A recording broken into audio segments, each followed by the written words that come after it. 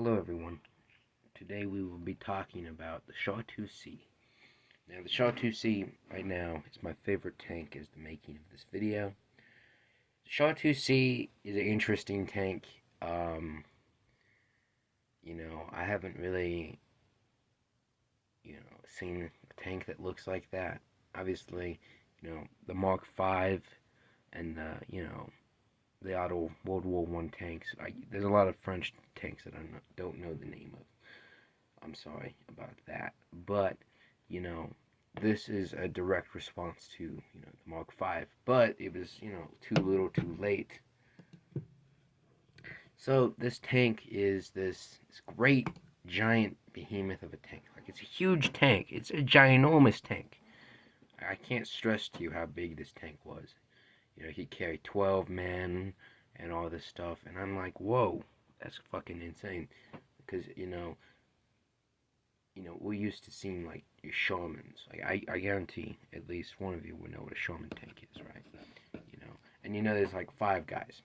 This one had 12, and that's totally crazy. And that's just how it was back then. But anyways, the history of the Char 2C. Let's begin.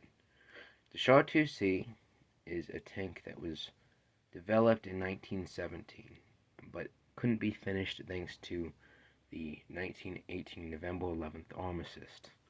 So they stopped developing it, and then they started developing it secretly, and then they made some videos of it, and then that was it. They only made 10 of them.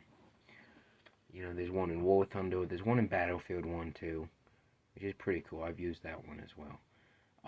But Char 2C, it had 2 turrets. It had one big gun. It had two side turrets, 2 little machine guns, 1 machine gun in the front, and then it had at least a 30mm cannon in the back.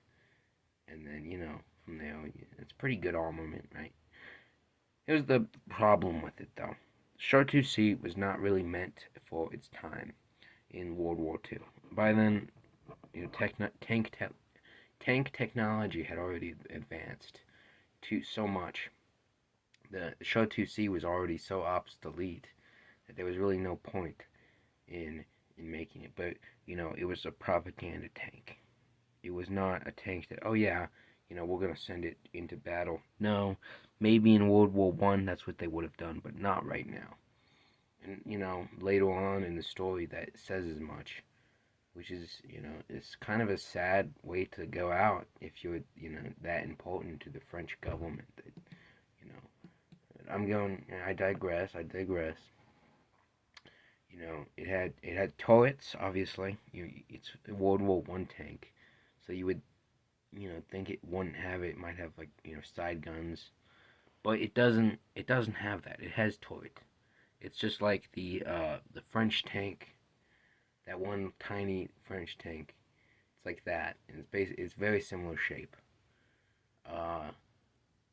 And it has this massive engine. It has this massive gun. It must have been a force to be reckoned with if it was World War One. But it's not, is it? It's World War Two when it would be used, and they realized very quickly in 1940 that the Char 2C was so obsolete there was no point using it besides propaganda.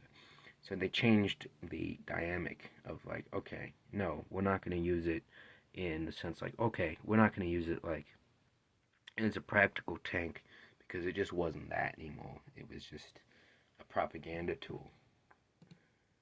And in 1940, wouldn't you know it, they sent them into a train so they would be off the front lines, amazingly. And the Germans intercepted them. And so they stopped the train, obviously. They put bombs in all the tanks, all 10 tanks. They put bombs in them. They blew all of them up, except one. One survived. Now this is where it kind of goes a little foggy. The story gets a little foggy, the Char 2C. So I was looking if there was a museum of it, like the last one that, they mentioned. But no, there isn't, as far as I know. So the Char 2C, the last tank, what I think happened to it. Okay, you have to understand, it was captured by the Germans as a trophy, and then it was never seen again. So what I think happened to it was that it was used as a war trophy, and then in 1945, the Germans, they obviously were losing really badly. So I'm guessing that the Russians may have took it, or it was either that or it was destroyed by the Germans, just for fun, which is kind of fucked up because I like the Char 2C. It's a very interesting looking tank, and it's a shame that they destroyed it, you know. But that's ancient history. It would be cool if they made a walking replica that walks again. Like what they done with the Mark V or the the A7V in Britain. You know, there's only one A7V, and there was only 20 ever made, and so you got to think about that. Like when it's just in like the double digits, that tank can go extinct like that. So, you know, I think the Shaw TC really didn't have much of a chance, but it would have been a great thing to see in a museum. They probably had a cool inside. I actually built it in Stormworks. I've not published it yet um, for everyone, but if you play Stormworks, hey, go on by the workshop. It might be there, it might not, depending on when you watch this video. But I want to make this video because of that, and it's just a very cool tank. I thought the history of the tank was pretty good, although though limited amounts of history is on this tank. It's still a very cool thing to know about or whatever.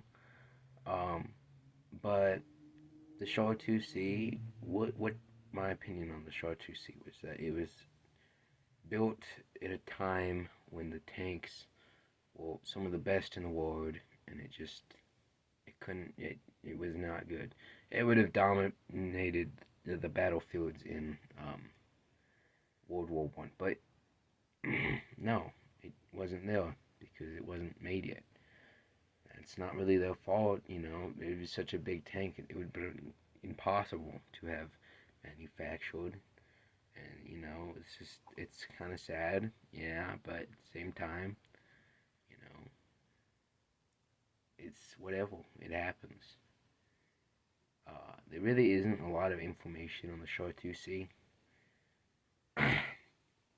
If you find any information, please tell me. I would love to know. But that wraps it up. Like and subscribe if you like this kind of content. Goodbye.